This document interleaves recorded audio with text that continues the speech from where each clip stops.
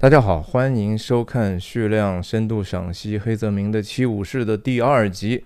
今天主要跟大家聊的就是一个场景，那就是七武士的首领看兵卫如何用自己的武艺、智慧和勇气解救一个被盗贼劫持的小孩的这样的一个场景。那这个场景里头人物是非常多的，群众演员也非常的多，非常有戏剧性，然后充满了各种镜头内调度的美学，以及这个美学后面所希望能够表达的思想深度也好，导演自己的意图，很好看啊。那就跟大家自我介绍一下，我叫旭亮，我人在美国加州旧金山湾区，和大家通过电影和文化的话题探究人生的意义，探究这个世界和我们内心的真相。我分享的方式就是一镜到底不剪辑的漫谈，所以说错和说的啰嗦的地方请您见谅。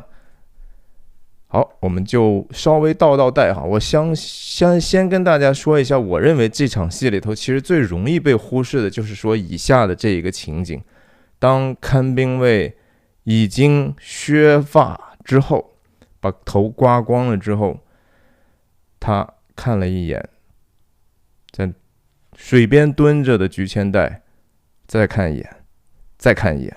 为什么他要看他3眼呢？那这里头的变化和意义到底在哪儿呢？那首先我们回到上一次我结束的地方，他们还是4个农民，在这样的一个苦力在基本上控制的一个他们的地盘的一个旅馆，然后有这样已经身残志也残的这样的一个武士哈，大家看到就说武士可以沦落到这样的下场啊，就是说连城市的这种流氓都根本随随便便吆五喝六的随随便便骂他，然后他没什么办法，自己拿个刀，然后敢怒不敢言，然后人家一骂他，他就跑到床上躺平去了，然后把头一埋，把耳朵一捂哈，假装这个世界不存在，龟缩了。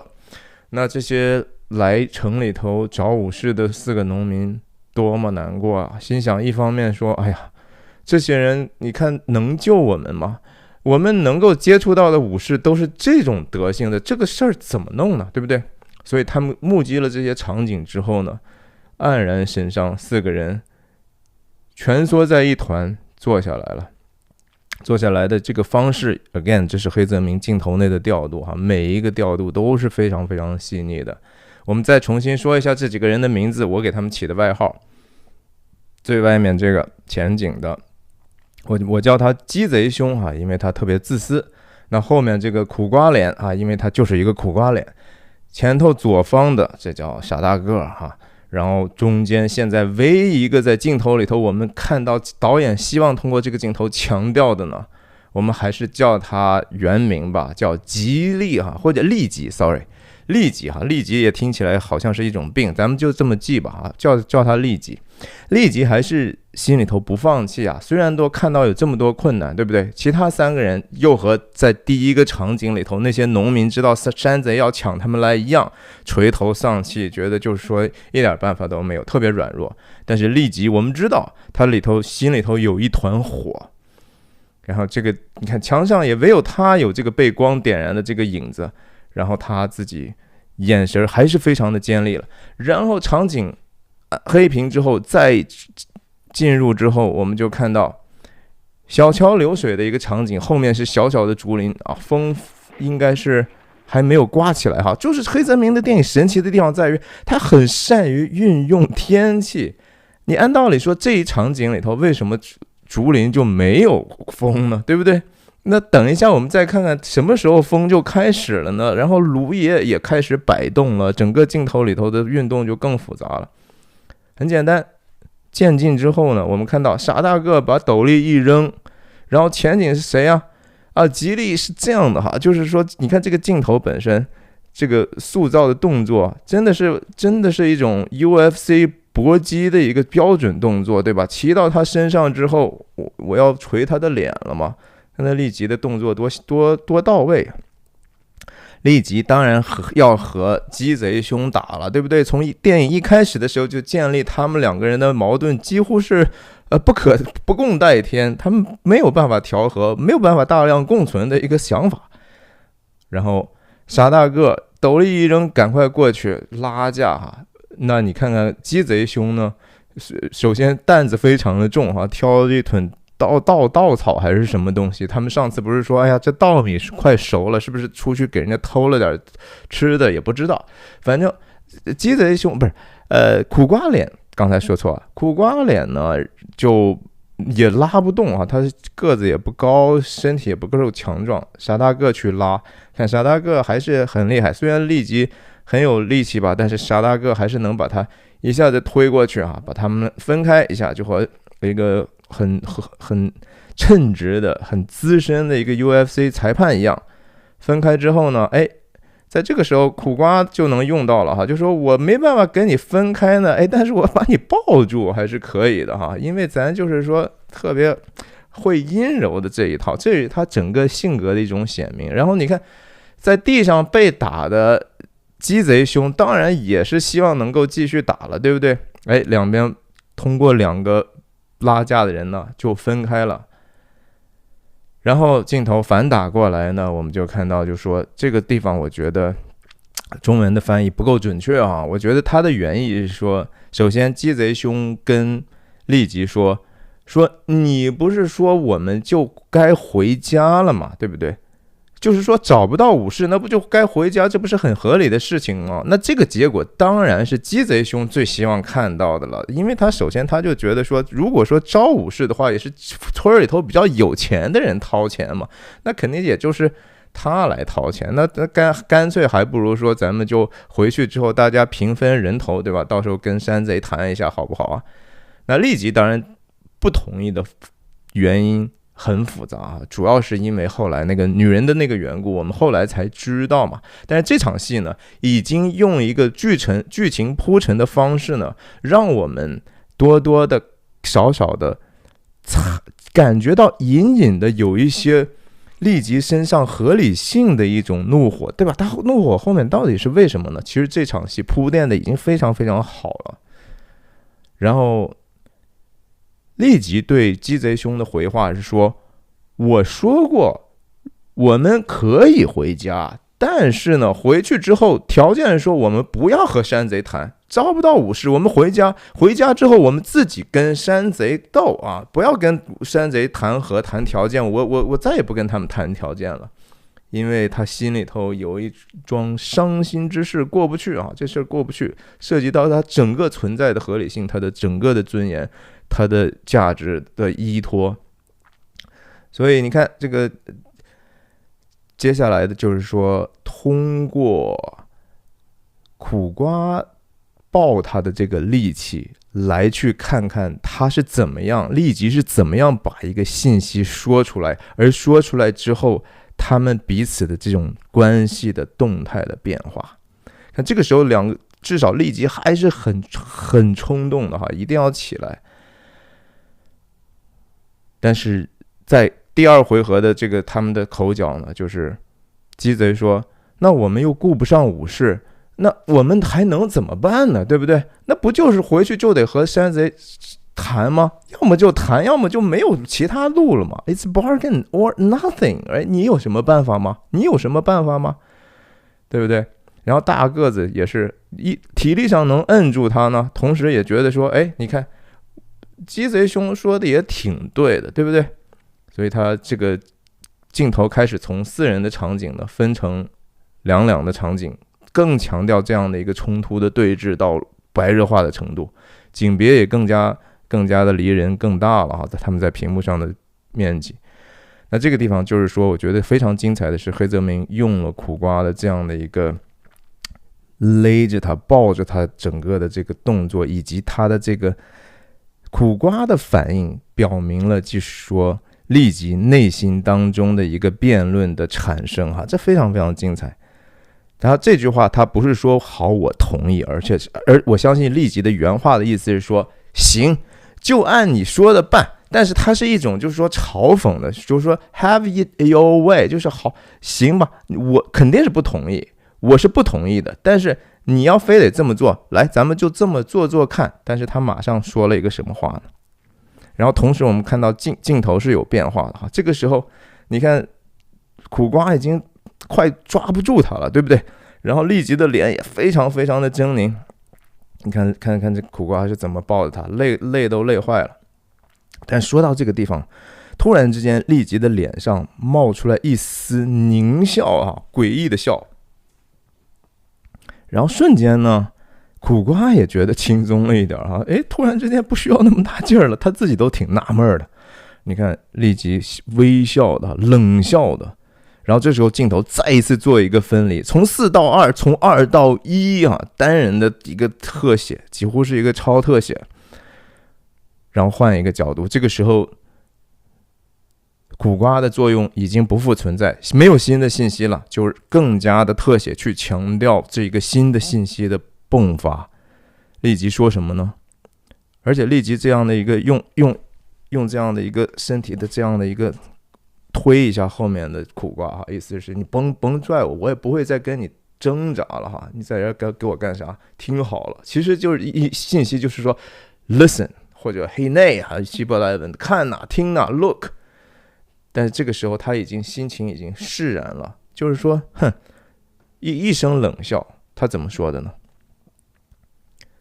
但是告诉我啊 ，But tell me， 你要自己掂量掂量哈。如果我们真的和山贼谈判的话，我们的筹码，你不是说筹码是啥呀？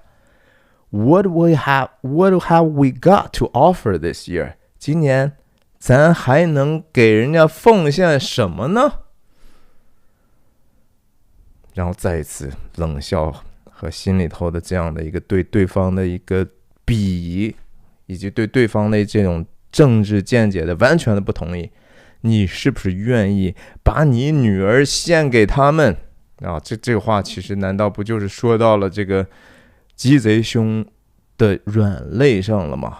终于找到了他的软肋，而且这个事情不是说立即用来去威胁他的，说非得去这次献你女儿，说这难道不是一个客观的事实吗？客观的事实是什么呢？ Shino is a fine looking girl， 她长得多漂亮，山贼难道没有眼吗？他们要是说带走一个女子的话，难道不会带走那个漂亮的女子吗？不就是说轮到你家了吗？昔日轮到我家，我老婆被带走了，今天怎么着吧，你这就是你的选择吗？其实这里头没有多少敌意啊，我们现在看到的，其实在这个利吉和鸡贼兄之间没有一个真正的对错的搏斗，而是一个立场的一个方式、方针、路线的这样的一个搏斗。然后对称切过去的时候呢，也是4变2 2变1哈，这个时候傻大个也不需要在话内了，因为要强调的是鸡贼兄的震惊或者被点醒的这样的一个程度。说是怎么谈呢？人家山贼就只是吃饱饭就够了吗？那还温饱还思淫欲呢，对吧？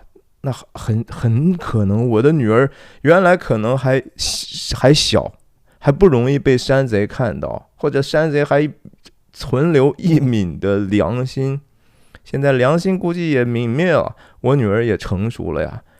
She's a woman now， right？ 这就和低俗小说里头一样 ，She's a woman soon， right？ 就已经是了。等一下，我们当看到 Shino， 也就是说鸡贼兄的女儿是怎么出镜的，第一次怎么介绍鸡贼兄的女儿的，我们就知道说这一句话的分量到底有多重了。所以环环相扣的这种前面的后面的铺垫和呼应，真的是美极了，真的是非常非常的漂亮做的，这活做的，这就是真正的电影艺术。看这个时候，你看已经可能把自己吃奶的劲都已经用完的苦瓜兄呢，这个时候已经不需要再抱着利吉了。利吉刚才不是抖了一下，挣脱了之后，他已经完全得自由了，对吧？你依不依我，其实我们都得按照我的路线走了啊！你就不要再跟我争了，你这条路就是个失败的路啊！然后从这个船溪流旁边站起来啊，身体口袋一甩，这叫搭子还叫什么，对吧？咱也打了半天了，可能弄得身上也脏兮兮的，也出了一身汗，有血有泪有汗的。然后说这个话，你看这个镜头怎么调度的啊？看这样的运动，立即走到最前端，然后把那2个不重要的人挡住。然后这个时候呢，风再起时哈，风就来了。这个风来是干嘛呢？为了 pre-shadow 哈，整个铺垫后面即将出来的一个非常其实挺高潮的一个小高潮。看看这眼神哈，你看这多精准啊！就说鸡贼兄想了想，就是哎呀，这家伙其实也说的也是对的哈。我们虽然刚打完架，我也还真没有理由去继续跟他闹了啊！这是一个非常非常有看头的这样的一个瞬间，互相都伤害了，对吧？该伤害的也都伤害了。这2个比较辅助性的角色呢，走到一边去，也商量商量，我们到底这2个人到底咱们应该跟着谁走呢？对吧 ？OK， 又是一个扫屏转场，然后突然同景别的时候呢，这2个刚才打架的也洗洗吧，对吧？咱也去擦干我们的眼泪，然后咱就该干嘛干嘛，也不需要无言的和好啊。2个人站在一起，能够洗脚洗手，这就已经说我们其实立场是完全一样的了。这2人看着他们也挺好啊，你们2个终于不要再闹了哈，别闹了，别闹了。好，然后这个镜头没想到啊，我们第一次看的时候，谁能想到这样的一个场景？我们还心想他们还要不要再谈呢？那样拍不就拍烂了吗？整个节奏就崩了吗？对吧？整段就垮掉了吗？还有什么东西你觉得说还需要继续往下讲的吗？没有了，新的故事剧情要出现了，然后要有新的意义出现了。镜头直接在这个时候往后一拉，先是通过什么呢？傻大个的头开始往这边扭的时候呢，镜头同时就往后拉，显得他们就更加的不重要了，是吧？你要让这个场景慢慢过渡到下一个场景，而不是简简单单的用了一个剪辑，而是通过一个镜头的一个转场，镜头内的调度，镜头往后走的时候，同时一方面看到了镜头钻到了一个门廊底下哈，是一个门，然后从镜头左边入画，我们都还不知道这是什么，只是有一个发髻啊，这个发髻呢，当然说等一下我们会大量的去讨论这个细节。右手拿的一个斗笠，然后原来2-3个人入镜呢，突然再转过来反打。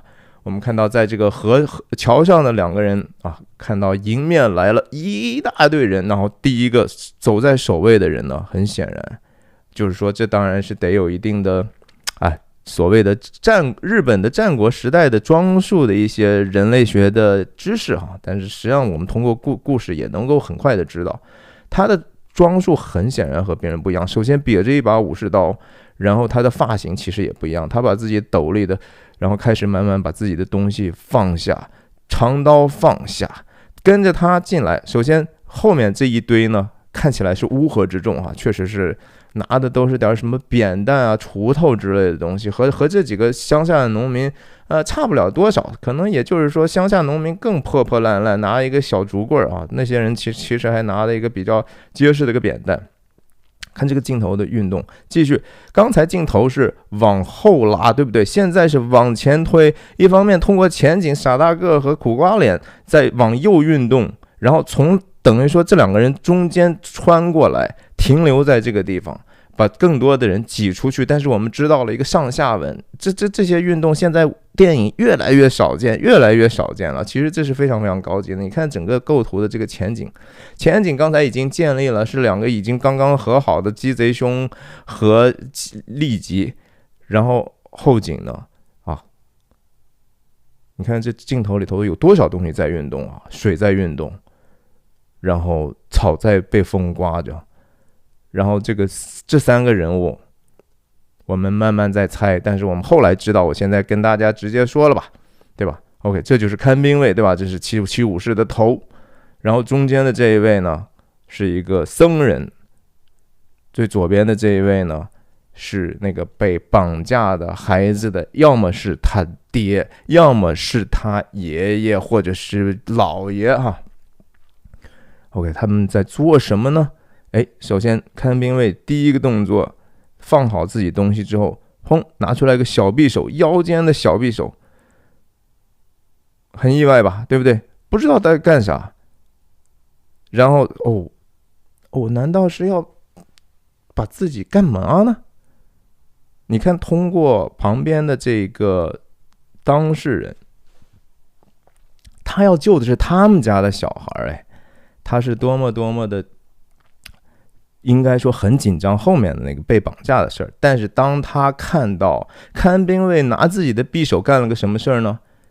把自己的这个发髻也就是日本专门有一个名词叫曲，好像应该是叫曲，就是头发的发那个繁体字上面应该是一个长，然后这边3个撇，底下是一个曲线的曲，就是这是一个武士的象征武士在头上的有2个特点，一个叫做月牙带就是说前面的这个叫月带 ，sorry 说错了，月带呢就是前头这个地方。他们作为打仗的人，因为经常要戴一个头盔所以前头这个地方要剃掉，留下一个半月形的东西呢，不容易长虱子比较卫生。但是同时这个事情更主要的是，它是一个武士的一个身份的象征。这个外貌本身就表明了我是这个阶层的人这是一种荣耀的象征。因为武士再怎么说比平民比农民是要在那个时代是一个高阶的一个阶层。那他现在所做的这个事情呢，实际上是说让普通人无法理解的，就是说他把自己的这样的一个尊贵的身份呢放弃了。当然这个时候我们第一次看的时候，我们还根本都不知道这是什么东西呢，全是非常满脸都是问号，满眼都是说黑线，说这搞啥了，这对不对？然后你看，从人群当中呢，围观群众当中拿的都是农具的农民的，又挤进来一人，这人手里拿一个剃刀，对不对？首先看兵卫把这个发髻砍下来之后呢，就直接扔在地上，然后把匕首回鞘，然后旁边又是一个小孩家里的人，这个可能是真正的孩子的爸爸，或者是孩子的反正亲戚，但后来我们最后再看这3个人他们之间的关系。然后这个家的这个家长呢，拿着剃刀真的是瞪大了眼睛说，您真的要这么做吗？您真的要把这样的一个象征的自己在很高阶的一个社会地位就这样放弃了吗？你知道这个东西它代表了一个传统的这种武士的荣耀的观念那黑泽明通过这样的一个反转呢，其实强调的就是说很复杂的信息一方面我们看到最后才知道，就是说看兵卫承认自己不再是武士了，他是个浪人，他在当武士的时候从来没有打过胜仗，然后这个时代呢也不再需要武士，他成为一个无主公的一个浪人。然后同时他心里头其实已经非常反感去继续为了这些领主们去征战了，他不想再做这样的一个武士，他认为这个武士其实也没有多大的荣耀，这个时代也不再去像过去一样荣耀他们，他在慢慢的反思这个事情。然后同时呢，他因为了这样的一个救孩子而去放下这种表面的这种虚荣和地位呢，当然这是一个这个角色里头最核心的部分，就是说真正在黑泽明认知里头，他肯定是还是认为武士道是非常非常好的，对不对？他认为就说武士其实不如那个道重要道才是那个最重要的事情，道就是他那个整个的要背后，你通过这种仪文也好，身份也好，你的武艺也好，你的外在的行为模式，你的整个的社会的地位，都是要表明什么东西是好的和重要的和有价值的，它是一个真善美的一种体现。而在这个时候，一个曾经昔日的武士愿意放下自己的尊荣，其实去用自己的一个牺牲承担风险，能够更好的表明曾经原来武士的那样的一种价值，这本身是非常非常值得玩味的一个东西哈。所以在普通人看起来，这个牺牲其实也是令他们难以想象的，然后大家就会觉得由衷的佩服他这样的一个人。我们后来慢慢就更多的看到了。当然这个看兵卫的这个衣服还算不错哈，很明显他还是比很多的武士还是要体面的，虽然他已经是浪人，然后他胸前的这个杆子挂的就和一个凤凰卫视的台标似的，是吧？ OK， 不管是不是凤凰卫视吧，如果是也是某种程度上象征的涅槃的这样的一个东西的话，你也可以说他在这样的一个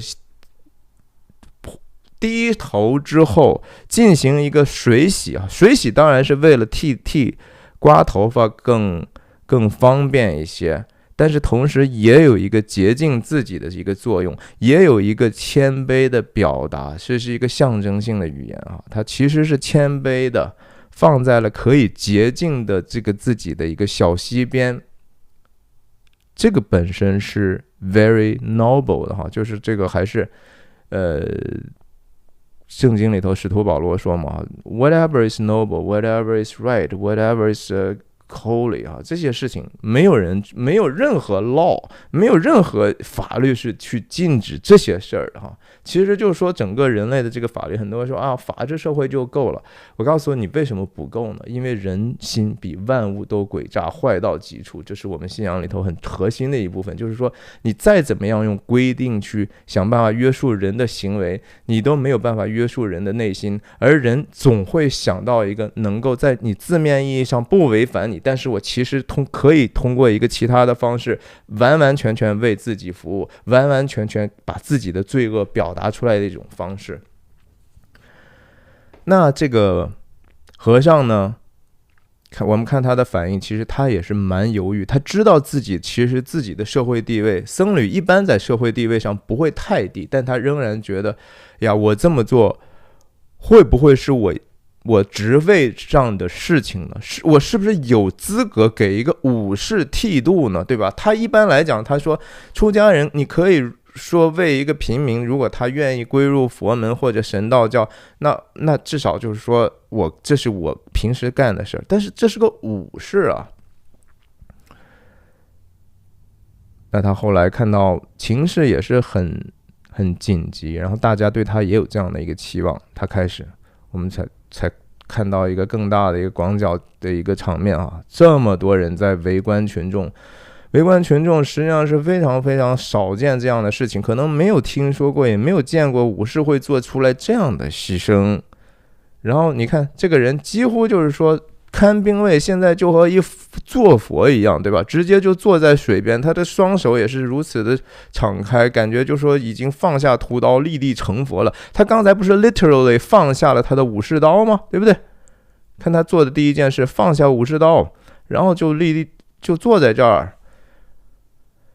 OK， 我们看到 OK， 现在一下子明白哦，一个僧人在给他剃度的时候呢，然后再切到特写的时候，这里头当然他的心情是复杂的，也是导演很复杂的心情，或者是说这个故事的这样的一个武士已经衰败的时代的大背景，在这样的一张脸上，在这样的一个举动上，已经彰显的已经非常的完美了，对不对？然后这个谦卑下来容易吗？对谁来说都是极其困难的一个事情啊！我为什么要放弃我自己的这样的一个？我走在街上，我至少有这样的一个区，有这样的一个发髻，别人就会高看我几分呢。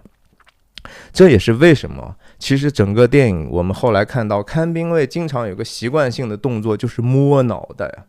这个摸脑袋本身充满了不同剧情之下的不同的意义。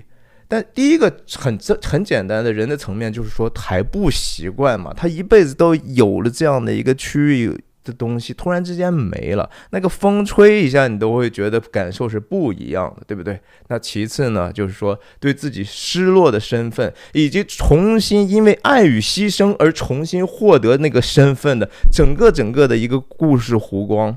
所以当他没有了这样的一个表面上的武士身份的时候呢，反而成就了他那个身份所表达的这样的一个价值。这是非常非常高级的一个哲学。其实也就是说，在我们人看起来哈，我们很多的怎么去分辨一个人所谓的好或者是高贵和低贱。我在这个讲那个冰雪暴的时候，专门有一集在讲什么是确定一个人其实比另外一个人高贵的东西，绝对不是那种表面化的财富也好，美貌也好，或者是说身份也好。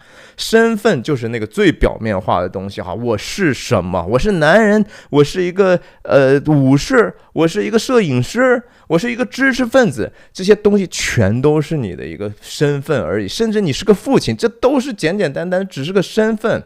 你这个身份是不是能够真正用下一层东西能够表达？下一层东西是什么呢？在身份之下是那个行为，对不对？就是别人会看你是怎么做的，你是不是符合你这个身份的这样的一个东西，它才与你的身份相称的行为，大家会觉得你称职，对不对？你是称职的父亲也好，或者是你是个好的一个知识分子，哪怕是个好的 UP 主，是个好的一个哪怕同性恋，是吧？就是说我是真正是说我就是要 LGBTQ 了，我有这样的有一个英文简写的这样的一个符号 ，OK， 还要看你怎么做嘛。你是不是能够让大家觉得说你做的这个行为是值得称赞的呢？那这个还不是真相啊，在后面，行为是被自己的信仰所驱动的，或者是思想可能是一个信仰上的一个比较表层的事情。因为思想是说我想到一个东西，我觉得这东西有逻辑，这个东西 make sense 啊，这个东西可能会被别人认为好，这都是一个表面的一个理性。真正深层次的理性是说，不管怎么样，我就认定了哈，这个价值是不变的。信仰就是那些关于不变的价值的东西。那其实这个就再重新说一下。身份、行为、思想、信仰，还是最终是那个你绝对认为什么是至真至善至美的那个东西。或者你说我不承认有至真至善至美，但是我说那个我所能够理解的最真最善最美是什么，那就是你的信仰。那这个东西是反过来去影响一个人的 OK， 最后你会影响你的思想，也会影响你的行为，会影响你的身份，最后你会活出来，最后大家说啊，这是个好什么是吧，好工人啊，好知识分子。那东西都是因为后面底层的信仰上，我们去崇拜了那一个至真至善至美的东西。我们最后要表达的是说，你看那一个存在是多么伟大，而不是说自己怎么样。那这样的一个，其实日本文化和这个事情你感觉挺遥远，但是很多东西是相通的。这样一张脸的这样的一种复杂和别人的这种不解，从某种程度上和耶稣基督的那样的一个牺牲是有非常相似的地方啊！我绝对没有说这东西就和耶稣是一样 ，no， 完完全全还不一样，还不是一个级别的。但是他所能够表达那个东西，那种爱和牺牲呢，又是同质的。你看这样的一个这家人的这两个倾斜的看着这样的一个不寻常的场面。说哎呀，他真的说全都要剃了呀不只是说把这个后面的发髻要剃了，连前面的月带都给剃了。他真的就是说以后就，但是大家也还不明白的是说，他这么做是为什么呢？我们难道不是找他是来救小孩的吗？他怎么搞了半天说，一方面我们后来知道这个人跑过去干啥了，是不是？你知道这一眼神什么意思吗？他俩交换眼神说，咱们可能之前答应了人家要给人家2个饭团子还没给人家呢。你看不管怎么样，我们也虽然说我们孩子还没有被救呢，但是这武士人家把自己的头发都剃了直接社会阶层降级了2个档次，那咱也惹不起吧，赶紧兑现吧，去拿饭团子去吧。你说农民或者普通人难道傻吗？一个武士过来说这事儿行，我能帮你办，你给我2个饭团子我就给你救。你觉得人们会第一时间给他吗？不会先说可能就是说，我先给你一个，你救了我再给你另一个吧。这不是人和人之间常常因为互相不信任，因为都知道彼此可能是一个很糟糕的一个德性，而不得不做的这样的一种商业合同上的安排嘛？那这个事情呢，已经人家不知道能兑现啥，但是兑现了一个，就是说人家降级了。那这些围观群众也在想，说他干嘛去了，对不对？是真的要给他干嘛呢？其他人，你看这个人出去之后就说使了个眼神哈，这个时候我们还根本不知道。再看一遍啊，他们看着看兵卫削发，然后家里头家长眼神交换，传令兵这年轻一点的跑上去，拨开人群之后，对着门的另一个方向做了一个眼神交换，剩下的人也同时在看，那边肯定有什么事情发生，我们不知道。这就是那个话外艺术了哈。等一下答案就会有，然后同时让你觉得说，这挺有意思，特别尊敬我们的智力，对吧？就是说我不会说所有的事情一股脑都告诉你的，你自己去想，回来继续看啊，这事情。刚才的那几个人又恢复秩序了，刚才不是被拨开了吗？就和一堆的这个拨浪鼓，或者是那种大头娃娃，或者是一堆那个保龄球似的，又回来了。然后你看这些镰刀斧头，对吧？这是真正的工农联盟。让大家仔细的在观看啊，这好玩啊！就是通过一个反应镜头来表明这个本身的这个蹊跷之处。然后到了这个镜头，哇，这个镜头也是极其美的一个镜头啊！注意看啊 ，OK， 苦瓜最左边，他是中间留了一空，这空留给谁呢？留给冈本胜四郎啊！等一下我们看，然后立即，然后多了2个人啊，除了4个农民之外，多了一对好像是夫妻，反正一男一女嘛。他们也在看，后面的风已经很大了哈，越来张力越大，风就越大，这就是黑泽明的一个特点啊。真的是不动如山，侵略如火，急如风，徐如林，不动如山，侵略如火。等一下，有可能我们还会说这句话，这种日本的特别有名的一个兵家的一个纪律。傻大个就问旁边的围观女群众说：“怎么了？这是对吧？”然后说解释一下哈，这个东西给我们一个前面的铺垫，给设置一下。但是这个如果只是一个解释性的桥段的话，那这个镜头还不好啊，大不了就是一个诺兰型的东西了嘛。诺兰最善于解释特别复杂的事儿了，对吧？他是一边在交头接耳的时候，然后鸡贼兄也在听，利吉兄也听到了，同时呢，画面此时在后面风开始大起来的时候，进来了一个新人，站在了这个豁口上。这当然是你说刻意也好怎么样，但是这个设计感 make sense 啊。就这样介绍了这个整个武士当中的第2人，对不对？刚才我们看到的是第1人削发为僧了，第2人，一个很年轻的，但是你看他有这个月带吗？有削月带吗？没有，他前头还是带的这样的一个刘海式的东西。他严格意义上他真的不是武士啊，所以我们后来就知道，其实他是一个希望能成为武士，他也有机会、有资本、有这样的家族的支撑成为武士的。然后他是一个，等一下我们看更多的怎么去描述他的性格。OK， 解释了说啊，这个整个的场景是因为有个小偷，然后后来被人堵了之后呢，就把小孩劫持了。那傻大个听到之后呢，他也更去想凑到前面去看一看，整个这个镜头的运动的艺术就开始了啊！傻大个一走之后，鸡贼兄跟着走，苦瓜兄跟着走，眼神还在往那边看，利吉兄跟着走，然后最后冈本胜四郎也跟着去了。最后画面结束的时候留了2个人，所以整个的运动哈，这是什么？6加1，然后减1、减2、减3、减4、减5，哇，这个整个非常的简单的，你看起来，但是实际上我还是觉得颇具匠心。我宁愿看到后面的电影人更多的用到这样的一些镜头，因为它其实还蛮有意思的地方在于，它还为下一个镜头在做铺垫哦。你看到啊，最后当我们知道谁先出话的时候，谁最后出话的时候呢？最后是谁？冈本胜四郎最后出的话嘛，对不对？然后呢，建立了一个空镜头，我们知道说啊，你看看这个时候风刮的就是刮成这样了，茅草房是吧？大风哥，这叫什么？那个安得广厦千万间，大比天下寒士俱欢颜，对吧？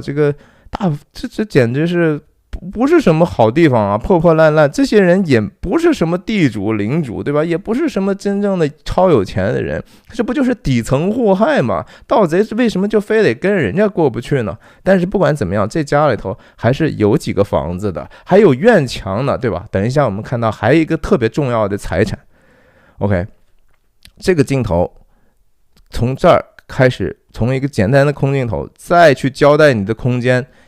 因为我们知道刚才他们是从一个门出来的，那我们现在就用这个镜头在空间上给观众一个空间感建立了，对不对啊？这是这个整个的那个门洞的另外一边的景象。刚才那个其中的那个比较年轻的家长也是站在这儿往另一边看的。这地方有2个人在守着这样的一个贼，不希望让他跑了，一个是镰刀，一个是大棒，对不对？然后他们也在看这边到底怎么样呢？需不需要我们一直放风呢？然后这个时候4个农民好像是说慢慢的来了，对不对？但是到了这个镜头的时候呢，我们看到谁先进来的呢？反而是冈本胜四郎这个年轻帅哥先到了，对不对？你按道理刚才这个走的时候呢，他是走在最后面的，但是在真正的这样的一个场景出现的时候，这是一个危机情景啊，它是有危险的呀，否则的话人们为什么要带这么多武器呢？反而是他出现在最前头，而且我们也看到他的刀把子先进来的哈，他也是有武力输出能力的。你说刀把子强还是镰刀强啊？那当然说刀把子强了呀。然后这个地方同时呢，看出来这家人也不是太穷哈，还是有一个很大的资产，有一头牛的。那这个镜头也是一开始慢慢的人在往进走，最后结束的是这个 ending frame， 你看该有的人都有了，对不对？4个农民完完全全整整齐齐在这儿呢，最窝囊的那个苦瓜脑袋上一大包，在后面还是张那个大嘴说，哎呀，这种事情我可不敢往前走，对不对？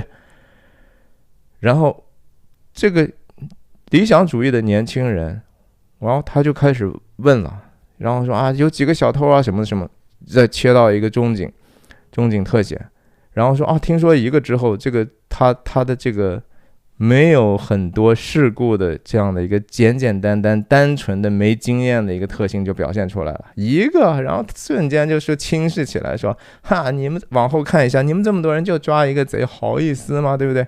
你就不想一想，你觉得刚才像看兵卫那个老武士会简简单单做这样的判断吗？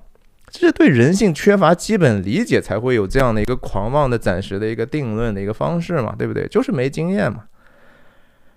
他没有想象到的是说后面其实是有人质的呀，这是太可能出现的事儿了。为什么这些人不动呢？对不对？然后这再讲了，通过这个旁观看门的这人当中的一个说有个小孩嘛，这不是？然后在这个情景里头，更多的还是这2个人在后面作为一个必要的背景啊。他们2个还毕竟是说带领这个4人小农民小队的一个头嘛，他们的这个 leadership 还是得承认嘛。他们也很关心，就说这个情景我们看看是不是能够看到一些勇者的出现呢？刚才我们明显看到也有一个武士在那儿不知道做什么样的一个准备了，对不对？那这种危局之下，如果这种情况也能被武士解决的话，难道我们不是也有一些希望吗？他们主要的关注点是在自己的利益上头 ，OK， 不是一个简简单单的看热闹。而且看这个镜头的这个调度非常厉害的说，通过这个说，你听到那个小孩哭的时候呢，有那个小孩的哭，我记得。有那个这个时候小孩先哭，然后他说你听到吗？小孩哭，然后这2个农民首领呢，在镜头里头特别简单的一个运动，但是瞬间把这个张力就又往上推了一个级别你看他俩是同时往这个镜头这边靠了一下，就这样的一个简简单单的事情就会增加一个镜头的张力。 OK， 现在做这样的事情的人就是越来越少，不会干这样的事情的人越来越多了。OK，那这个狂风大作啊，然后土也吹起来了，这是刚才的情景吗？啊，这个人工是不是人工造的风我都不知道，我怀疑很有可能是这样的。黑泽明有这样的倾向啊，上管天下管地，中间管空气，一定要把这个mise en scène哈，把这个景里头的调度到所有的元素弄到最合适的程度。然后再切出来之后，我们第一次看到还有这老头的这个镰刀啊，在那抖啊，就非常的激动啊。他其实是也挺害怕这样的任务，他们还是觉得很害怕的。看这个苦瓜，哎呀，在后面那个小位置。就是留给他的哈，整个的这个构图得摆个半天你才能摆出来。你拍过集体照的时候你就知道，你让所有人其实脸都露出来都很困难的一事儿哈。经常就是说不用说大家一起睁眼了，有的人就是站在那儿，你拍完之后你啥都看不见，就有一个脑袋几根头发，他自己都不知道啊，就是这样。你拍的时候你都会说，哎，你们必须能看见我的下巴啊，就这样的提示没有用。很多的时候你照出来，这些人还是不，你还得提醒说，哎，你往前走，往高站，垫个凳子，很困难的人，更何况在镜头里头还是一个运动的东西。然后这个老人突然之间觉得有一点点崩溃哈，就是他也在这盯梢了很久了，然后他同时为这样的一个情景感到非常的难过，然后也借此机会呢，又要去进行一个新的长镜头的准备啊。这个长镜头也不算很长，但是这个本身镜头内的调度实在是非常非常厉害。我们看一下，这是这个连接的这个整个叙事的这个效率的一个极大成的表现。老头在讲这个事情的时候，同时机位扭过来之后呢，我们看到其他的人慢慢的苦瓜啊转过来，然后大个子来了，然后那个鸡贼兄也在仔细听，然后这两个人慢慢入镜，然后所有人入镜之后呢，我们该听的解释也已经听完了，就是说还是刚才那个武士到底是干嘛要剃头呢，对不对？然后这些人也不知道，关键是说这人用的这样的一个很奇怪的一个姿势哈，也不是很讲究，袒胸露乳的。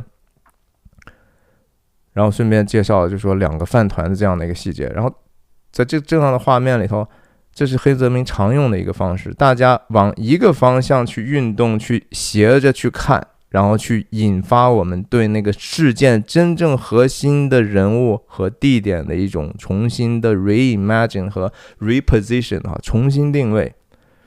看大家其实同时往左靠，要两个饭团，然后老头就出镜了，大家同时都往右去出镜的时候呢，最后留下的是他是最不怕留在这样的一个场景里头的一个年轻人。哎，镜头没完啊！出镜的目的呢，是要让后面的这样的一个可怜的孩子的妈从自己家里头捧着两个饭团就出来了。刚说完这个饭团的事儿嘛，对不对？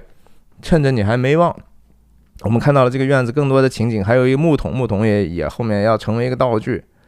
光着脚，因为着急嘛，光着脚就是表明了，就说我哪有时间穿鞋呀？他其实穿的还不错，对不对？然后这个女人姿色在这个电影里头也算是相当不错的。然后镜头再一次往后倒了，这女人跑出来之后呢，第一时间呢，听到自己孩子哭，想去给孩子送，但是又觉得说不行啊，我送会不会威胁到孩子呢？我是想帮孩子，但是我不怕盗贼，但是我害怕盗贼伤害我的孩子呀。然后不得不就是急急忙忙，没有任何仪态的哈。然后你看看这风吹的，我觉得这是黑泽明在后面在那做法呢哈，他一定是搞了一个风扇，把这个风吹的，让这个场景变得非常非常的 chaotic， 把这个女人也吹的头发也乱一点，衣服也乱一点啊，脸上都是土才好呢。这女人捧着个饭团，然后钻进人群，镜头还没完哈，还是一个镜头。这几个人刚才从那个门出来之后，立即冈本胜四郎和傻大个还在外围围观呢，看不清楚，着急，对不对？往右头赶快运动啊！这个时候才切了一刀之后，基本上是同景别。我们看到就说，第3个武士被介绍出场了哈，然后以一种非常令人无法想象的一个方式，但是你也不可能错过的一种方式。他们在往前走的时候，这个很明显，刚才这个地方是那2个和好的利吉和那个鸡贼兄的地方嘛。现在呢，做了一个奇奇怪怪拿了这么长的一个大刀的一个家伙，他也是个武士吗？他从后面呢，他是有发髻的，而且这是武士型的发髻，但是呢，他没有扭过头来之后，发现前头没有削这个月带。OK， 所以他还是不是一个，他可能是武士，也可能不是，或者是武士，然后慢慢又蓄发了前头。但是关键是说，他这刀实在太逗了哈！一方面不仅仅是大哈，你看他比这个看兵卫的刀要大，比冈本胜四郎的刀要长。然后他还挺烦的，就后面有人都不行，对不对？过来一下，可能有影子，还是轻轻的碰了他一下，他要看一下后面人家这可是一起过来的呀。他魂不吝啊，环顾一周，哎，你们要干嘛？坐在我后面，就和猴子一样，说吓唬人家一下，意思是干嘛，对吧？离我这么近干嘛？滚，那意思嘛，对吧？挺横的，也不怕人多啊。看一圈，你们人多怎么了？给老子往边上站哈！他是一个狂生啊，他是个千两狂死狼啊！你们不知道你玩过多少人玩过真实魂，还要站起来一下哈，干嘛？对不对？离我远点啊！你看不到我手里拿这么大个刀吗？这个话本身，这个整个的行为是他的一个底层的思想和他的信念的一个表达嘛。因为他从小曾经是被武士欺负过，他武士这种战争对他的摧残是非常非常残酷的。那他同时觉得说农民他是看不起的，他自己是农民，但是他自己看不起农民。他认为在这个世界上就得靠谁的刀大，或者是谁的拳头大，谁的胳膊肌肉大，对吧？就是靠暴力啊，就是靠 power 啊。你这个世界就是弱肉强食的，所以这就是菊千代在一开始的人设清晰的表达的，老子刀大，对不对？但是呢，这个镜头站起来的时候，同时还在扭身的时候，有一个新的信息透露给我们，就是这一双布鞋啊，这双草鞋，腰间系了一个草鞋。你看看这个情况，在一开始的时候，农民在下雨的时候，在这个客栈在外头挂的，不就是这个草鞋吗？这个草鞋本身就连接了一种这样的一个低贱，这样的一种光脚的，跟光脚的也差不多的这样的一个社会地位。所以你看他光有刀，但是他同时又带着一个底层人的这样一个特点，发髻有，但是前头又没有削月带。然后呢，同时更关键的是说，他持刀的这种方式呢是非常非常不专业的哈。你哪有这么拿刀的？你这么拿刀，别人那不是很容易从你后面直接把你刀就给你拔了吗？当你一个武士，你连刀都没有的话，你算什么武士哈？就像我们小时候被老师骂的，你考试不带本不带笔，你那就是上战场不带武器啊，对不对？丢不丢死人呢？你根本就不是一个合格的学生。在这个地方，很显然你不是一个合格的武士，没有武士会这样去拿这样的刀的，这不叫授人以柄吗？这个东西字面意义上的授人以柄，对不对？你还诈唬别人，你还想霸凌别人，你人背后刚被你霸凌的人，如果比你横，拔了刀就给你来一个刀背，至少打你一下，让你再狂，对不对？所以他的这样的一个之前的我们看到的这样的一个行为和举止，以及所反映出来的这个角色的特性呢，我们后来就觉得说 OK， 很可能在这样的一边被剃发的过程当中，看兵卫其实就看在了眼里。而且最重要的是，等一下我们马上进入这个核心的地方，菊千代又坐在这个地方，非常的仔细的在观察这一切。我们还不知道他的态度到底是什么，但是我们可以看到他是挺狂的，他和别人不一样，他愿意走得特别近，他愿意自己站在一个最合适的一个观察的角度，其他的人是他的一个陪衬嘛again， 每一次呢，苦瓜兄都是站在这个画面最不起眼的一个角上但是又同时非常非常的重要和引人注目。然后这个僧人呢，把这个最后的这叫什么搭链还是搭带还是裤带的一种东西给他系上。他在系上的同时，其实若有所思他之前肯定用余光一直在观察着菊千代，这作为一个好的领袖来说，在这样的一个时刻能够突然的识别出来人群当中一些特殊人的这样的一个敏锐的观察力。为什么他叫看兵卫？因为那个看的意思就是一个极有智慧的，经常用很有洞察力的方式去获取信息的这样的一个特质。他在这样的一个侧面的一个描写呢，其实他已经决定，就是说 OK， 我必须要跟他发生目光接触了，因为我知道这家伙一直在看我，而我也有一些信息，其实希望能够通过我的眼神让他有所改变。这是看兵卫第一次扭过头来看着菊千代，一个特写菊千代的镜头也回到了和刚才这个看兵卫一样大的画幅，对不对？是一个对等的，两个人在屏幕上的是对等的。第一次看他的时候，菊千代有什么反应吗？好像没有被看一样，没有任何的变化，对不对？他也甚至没有意识到自己被看了，他就是说，我还在痴迷于这个人的这些行为，我在学习或者怎么样。再反打过来，这个坚毅的炯炯有神的眼光，带着一丝责备然后再扭下头去系自己的裤腰带的时候，再一次抬头看一眼。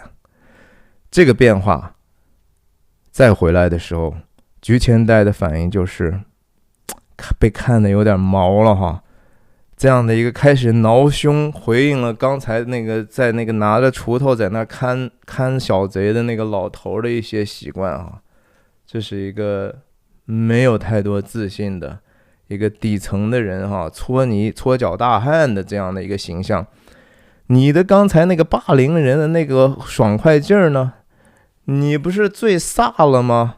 对不对？你看他眼神表情就有点尬了，现在对不对？有点不好意思了，被看的。第三次再回来，看兵卫继续看他，一边干自己该干的事儿，弄上这样的一个袈裟还是怎么？再一次，第三次看，哇，这个重复实在是太有意思了。然后菊千代的反应是往前坐了坐。您为什么一直要看我呢？有什么要跟我吩咐的吗？需要我帮忙吗您？他恨不得就说，你看我这儿一大刀是不是？你为什么要放下屠刀呢？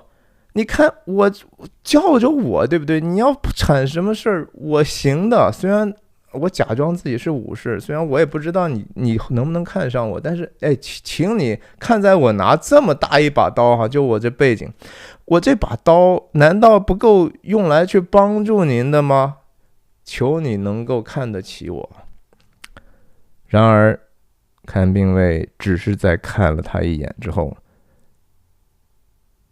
过来接上这样的一个可怜的女人的饭团，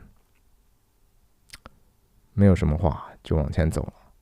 我们还要再说一说这个眼神这个1、2、3实在是太有意思了。你想想这个时候看兵卫会想什么呢？我曾经是武士，我不再想当武士了，我也不认为这个虚名这个荣光很重要了，我只想做对的事情，我只想把我自己当年承诺作为武士的这样的一个尊严能够有所保留，我是应该为别人牺牲的，我是应该勇武的、无畏的，我应该路见不平拔刀相助的。但是我同时，别人误解以为就是说我真的是吃不上饭了，我为了2个饭团子，我连这样的命都要卖。但是我心里头知道我要做什么，我也不会特别在意其他人的这样的一个眼光。而您呢？您在干什么呀？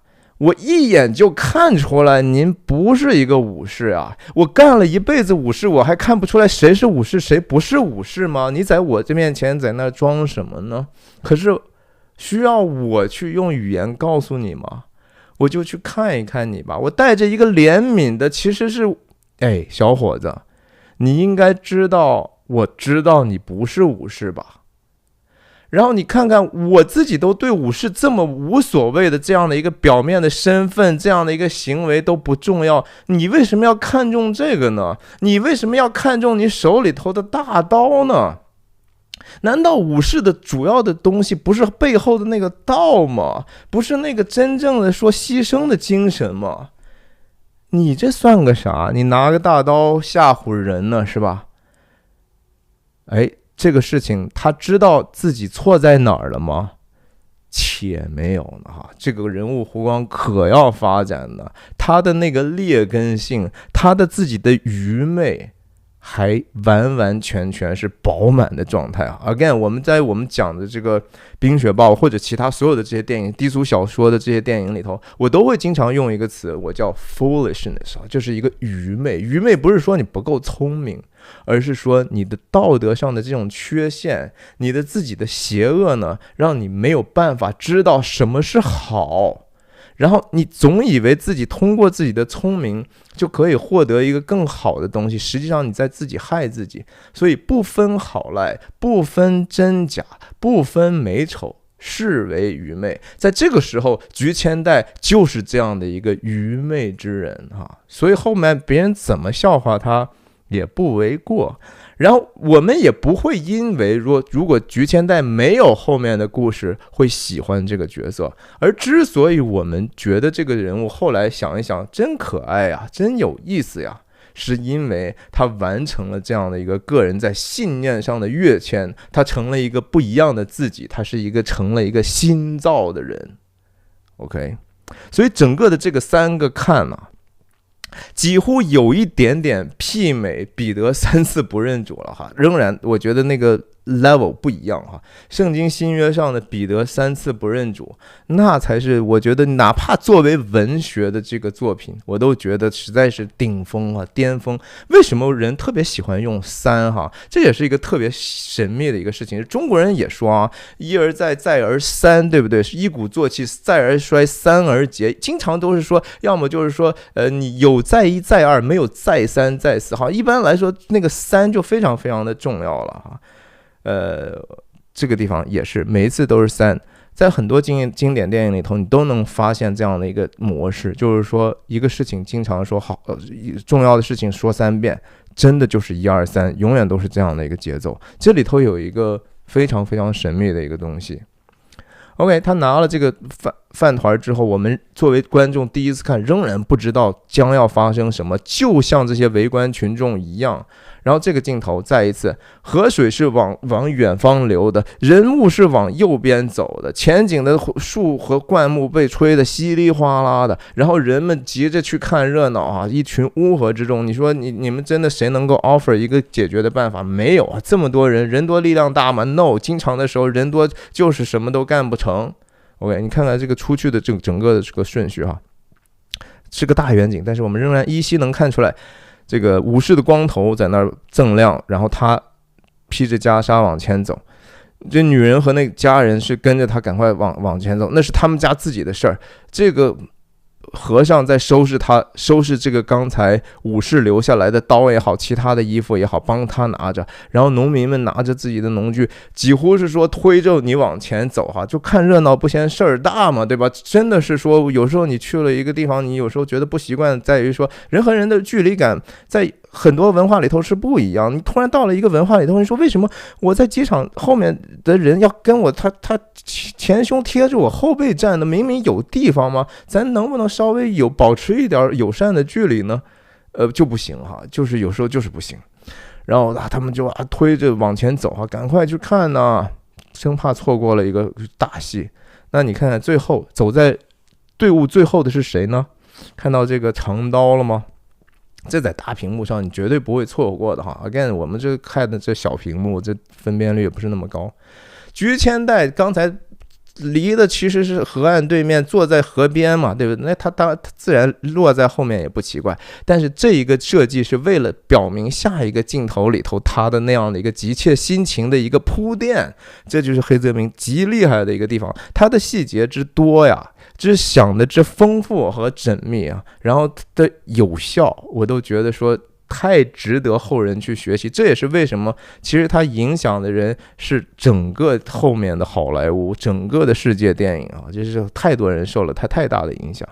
我们第一次从这个角度看这个院子里头几乎是一个寺庙一样的一个外景，对不对？这是那个家人，你可以说是一个庄园也好，或者他们的一个大宅门啊。但这个镜头的特色在于说人是怎么样如水一样涌出的。刚才我们看到人流和水流是不同的方向，在这个地方人流就成为一股了。从这样的一个门洞里头，一方面他们从黑暗里头走入光明出黑暗入光明的一个时刻，这个希望到来的时刻，谁在领着这样的一个希望出来呢？是看兵卫拖着饭团，一个你简直是觉得说这是个什么形象啊！拖着2个饭团的一个僧人从门洞里头出来，然后后面的人逐渐出来的时候看到光亮，而且旁边的人左边右边就使劲往旁边散突然之间就成了一片了整个你想想占据的这个画面的幅度，一开始的时候就只有这儿有看不见的一堆人影，然后慢慢越来越多，然后就把整个画面横铺出来。这就是镜头的运动之美啊，这就是电影的艺术啊！电影艺术就是 motion pictures， 这些东西必须得是动态的，动起来才好玩嘛，也美啊。然后刚才我们知道谁落在最后，是那个拿着大枪的，对吧？大剑的菊千代兄啊。在前头的时候，我们看到 OK 和尚拿着自己的这个法杖，拿着这个看兵卫的刀和东西，很负责任。然后冈本胜四郎，因为他本身就出去的也挺晚的，他走步也快，这前面都已经有所交代。然后苦瓜兄，对吧？又张开大嘴，个子也不够，然后大个子。然后这个时候，主要当然这个镜头为了凸显菊千代的这个个性他刚才不只是诈唬人，他这个根本就是极端不讲理啊，对吧？搂着人家的肩膀就直接把人推到一边去，而且推一边一次还不够，他过去的时候他怎么不推人家这个冈本胜四郎？按道理这不是小年轻更好欺负吗？对不对？你怎么就推和尚呢？对不对？所以也是个典型的欺软怕硬的家伙，对不对？他是个特别愚昧的人。现在那冈本胜四郎因为来自于一个比较高阶的一个社会阶层，只是说特别鄙视说这什么鬼啊，这对吧？什么鬼？这是很鄙视的，说你试试你再动我，我不把你剁了，对不对？他还挺神奇的，对吧？他还是要表现出来一个外表上自己所心里想象的一个勇敢者的武士一个孤勇者的一个傻叉形象。推一层人不够，第二层人，你想这是人家的家人呢，人家家人在家看自己的孩子，这家伙都根本不管的，对吧？说滚，给一边去，老子来去看一看这个大热闹。他有过来帮什么忙吗？他有答应别人要帮什么忙吗？他有跟人沟通吗？没有，还是傻乎乎的拿着自己的一个剑把子，授人以柄的就出现了。然后我们第一次看到他走路原来是这个鬼样是一个猴子一样然后过去镜头一转之后，我们远景看到看兵卫已经接近那个草房了，然后后景再次强调这是一个其实是个破落户一个破草鞋，一脚把人家院里头的一个桶给人家踢倒。你这个是干嘛的？要打草惊蛇吗？你过来这是帮忙呢，还是帮倒忙来了呢？对不对？你就为了自己能够离得近去观看这样的一个事情，然后让自己舒舒服服的坐下，是吧？然后你把其他的人都，你这算什么勇敢呢？对不对？所以这就是为什么看兵卫刚才看他3眼，你心里头没点数吗？你没有一点点羞愧和耻感吗？那这样的人，我们怎么可能最后合作呢？对吧？我们这当然这个时候大家没有人要合作的意思。可是为什么看兵卫后来久久不肯要他呢？有很大的一个对他这样的一个 character 啊，对他的一个品格的这种怀疑。那他的这个品格还要继续再 low 下去呢。OK， 他是做好了。然后不需要再交代他也是个 distraction， 直接切到一个 clean shot。然后看兵卫的这个整个的策略，当然就是说我要装成一个僧人呢，然后你不要觉得有任何的被威胁的感觉。他首先就是让这个贼呢不要太冲动、太焦虑、太急躁，以至于伤害到那个孩子。所以他必须得把自己的命放在那个别人的 mercy 之下。所以他就是完完全全离得近距离。你说离这么近，难道就不怕对方一刀刺出来就把他刺死吗？这个风险是必须得付上去，赢得对方的信任的。然后他说我是一个僧人，然后这个地方就会出现不停的反应镜头和这个镜头的一个对切。在这个反应镜头里头，当然变化最大的就是菊千代哈。菊千代从一开始的时候，典型的第一次我们知道他背大剑的这样的一个姿势，找到做的之后呢，可能也累了哈。难道他是想着说，我可能等一下要拔刀相助了，是不是？有可能他是这么想，但是同时呢，他的左手却暴露了他的一个粗鄙的本性啊，把手往大腿一拍。然后开始挠屁股了哈，可能刚才坐在河边坐的有点湿了，也不爽了，痒起来了。确实是没有任何武士的特质哈。从外表，虽然说外表不如行为，不如那个信念重要，但是他外表也会反映这个人的信念的一个不扎实。他有什么信念？现在没有呢，还好。那他也是。看起来很软，但实际上很硬。就是我也不跟你商量，我跟你说了，我不会进来。虽然对方不让他动，但是他就不管，我就先把门给你移开哈。我一边跟你交流，一边让你放下戒心。你看，我就是给你送点饭嘛，孩子也饿了，你也饿了哈，吃吧哈。然后蹲下来，这当然是首先是有一个孩子在里头的这样的一个镜头，或者说对方也许那个贼也是在地上坐着，对不对？我要和你平视啊，我要让你觉得安全和平等嘛。伸出来手，你不能过来拿吗？再一次切回来之后，这一次菊千代的主要的反应是继续往前挪一下身子哈。这个事情越来越好奇了，观众也越来越好奇了。我们不知道这个东西他们怎么去解决的方法，所以菊千代代表着我们现在的观众的心。其他的这些人物也一动不动啊，通过他们的这样的一个不动来表达这种大家的焦虑、焦灼感，整个场面的这种张力。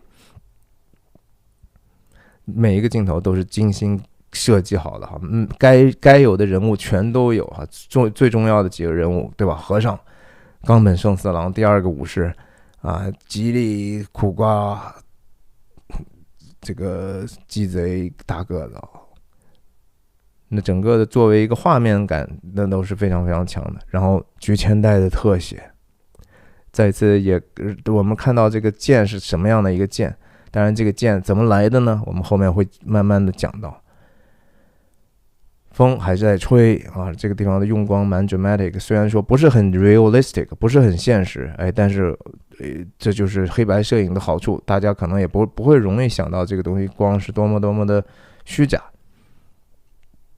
对方说你别过来啊，他说你接着呗，这个是需要我们的想象，对吧？第一次我们其实很难不知道会怎么样，扔一个对方接住了，一个手接住，再扔一个对方一个手接住之后，一手一个，那两个手是不是就暂时没有办法拿武器了呢？那这个地方就真正应验了刚才我们说的哈，急如风，徐如林哈。当他站起来的时候，这个地方他就和旁边的这些草一样，徐如林，不动如山哈，侵略如火。该跑的时候，就是说他通过这样的一个动静的这种反差，来去给我们制造了这样的一种非常有戏剧性的一个场面。而且非常好看。现在的有多少的动作场面，你觉得有比超越了这个有多少的吗？大部分也只是模仿，没有什么更多的超越。然后我们听到小孩子的哭声，冲进去，然后在他一冲进去之后，衣襟一消失，一格之后马上就跳回到这个围观的群众，大家的反应是什么？你看，又是啊，整个的群众的头往左移，然后只有菊千代呢是往上和往右移，你知道吗？这里头有一个故意设置的一个反差，就是说他必须得通过这样的一个背景的运动来凸显前景的运动，也通过前景的运动凸显前景的这个运动反差，它是反着运动的。但不管怎么样，我们就是一下子我们知道说，那这怎么回事？再切过来空镜头，我们完完全全不知道发生了什么，在这个时候，对吧？然后风土尘土，然后一个我们第一次谋面的一个丑陋的一个家伙跑出来，而且是一个慢镜头啊，这是一个慢镜头。他这样有一个非常快速的切换，菊千代这么狂妄的人哈，一开始过来就是把桶踢倒要坐下，这个时候也震惊的站起来了，因为这到底怎么回事？他为什么要跑出来？他跑出来为什么是这个样子？里面是怎么样？刚才那个假装成道士的、假装成和尚的武士有没有安危？孩子有没有安危？所有的事情都还不确定。我们知道大概率说，这个贼到了这个的地方，哇，他怎么回事？受了重伤了吗？还没有看到最后的那个效用。而这个妈妈在这个时候，不管别人知不知道，不管他自己知不知道，他也不知道发生了什么呀。但是他就像刚开始送那个米盘的那个感受一样，他不是特别在意自己的安全，他是为了自己的孩子。这是一个很朴素的一个母性的一个表达。谁是第一个冲上去的呢？是人家自己的母亲。是你菊千代吗？是你自己的家人吗？都不是。在这个时候，通过这个女人的运动，然后镜头摇到右边之后，前景我们从正面看到这个家伙的穿的这些衣服，也是一个贼，也是个可怜的人了，对不对？他如果不是说可怜，他会沦落到这种地方吗？会去进行这样底层互害的这样的一个愚蠢的行为吗？那我们看到就说，看兵卫把这个孩子扛出来，不知是死是活，然后妈妈赶快抱过来，然后看兵卫同时再一次放下屠刀啊，但是屠刀上有血，这个刀不是他的，而是这个贼人的，对吧？在这个时代，不是只有武士才有刀了，谁都可以拿个刀，谁都觉得说带了一个刀了一个呆，对不对？又成了忐忑了，这没用。暴力盛行之后，你觉得靠自己拳头大你就能救了自己吗？如果这个世界都已经堕落成这样的话，你有个刀就能自保吗？没有人是安全的，所以这个东西不是那个 answer， 你没有办法用暴力去对抗暴力一直到底的吧？那这个事情不就回到了就是说要饶恕要认罪的问题了吗？人要认自己的罪，要饶恕别人的罪，那怎么样才能获取这样的力量呢？你得有一个超越的存在呢。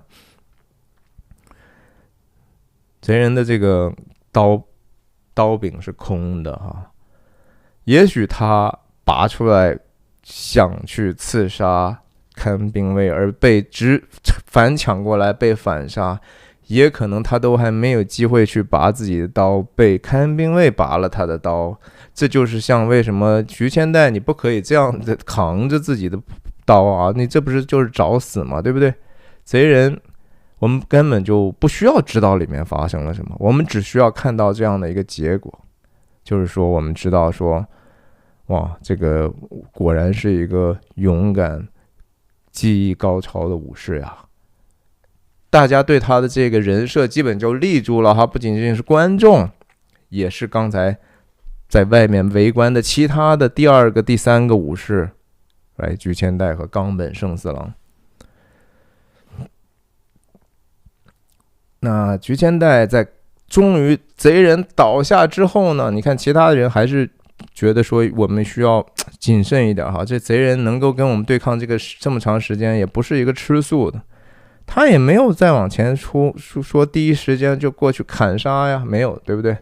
连自己的这些家人，这两个人也还在想说，哎，他是不是完全已经被解除了危险了？哎，这个时候他看起来比一般人稍微勇敢一点，或者说其实就是莽撞一点，对不对？嘿，往镜头前面也就是走了2步哈，但是这个信息是非常非常明确的，我们对这个人就有更多的了解了。他的主观镜头，菊千代看，哎，这人死得死死的了啊，切成全景，然后整个又是一个一动一静的这样的一个对比。一个人是功成身退了，另外一个人过来去邀功了哈，去邀请大家为一个根本不属于他的功劳而欢呼，而另外的一个人就说：“哎呀，这个我叫有一个什么网络用语来着，叫什么？我不是说我功成不必在我，而是啊叫什么来着？深藏功与名，对不对？深藏功与名，我把这事儿做了就做了，这事儿怎么了？”但是当然了，网络上我们使用这个词的时候，更多的是一种低调的炫耀，对吧？啊，深藏功与名，其实就是为了去掩盖，就是为了嘚瑟一下，就炫耀一下。你看，老子很厉害，不但把这个事儿做了，而且呢，我还没有像那个最 low 的人那么炫耀，但是其实也很 low 了哈。当你自己说出来我深藏功与名，那就已经是 low 的不能再 low 了。这种反差的低调低端的这种炫耀，不要做啊！开玩笑可以，千万不要觉得说啊，你看我这个人就特谦卑啊，我从来都不炫耀。哇塞，那你真的是说你这是一种属灵的傲慢啊，这是一种假装低调的一个高调嘛。那人家这个看兵卫真的就是说，好了，这个事情我做的工作做完了，但是走过来的时候呢，一个人离场，一个人入场，两个人对视一看，第4次看他哈，嘿 ，What are you doing？ 你在干啥呢？对不对？但是他根本就不明白什么是武士啊，所以他根本就不明白对方在看啥，他只是被对方的这种外在的行为和技能所吸引了。他没有被那个人的品格所吸引，还没有 OK， 他也不管。哎，上去一边这边的家人发生了两摊事儿哈，这边的家人过来抱着自己家人，哎呀，可算没事了哈，这个可以想象，这是一个朴素的感受。那左边的画面呢？啊，菊千代是一个猴子般的，也是一个赤脚大仙哈。拿自己的刀把子捅一捅，哎，果真死的了。然后还要再看一下，这个时候看兵卫还在看他，说你要搞到几时呢？你要糊涂到什么程度呢？你到底要干啥？不要这样吧。但是说实话，我也不是你爸，对吧？我也没有必要所有的话都跟你说的这么透。但是实际上，菊千代的意思呢，就是说，哎，你这把刀不要了吗？他还在这算计这把刀呢哈。刚才不是看兵卫把刀扔在地下了吗？他看一下看兵卫，然后再看一下地上的刀，这东西要不就归我了吧？嘿，他看来不要，自己捡上。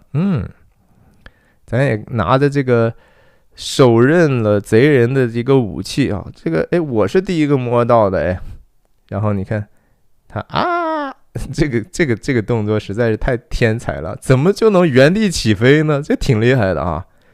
你看看他这个其实不是很容易的，腿都没有怎么弯就跳起来，很好，很搞笑的。然后两个刀并成一排，好像这个整个是一个他作秀的一个机会嘛。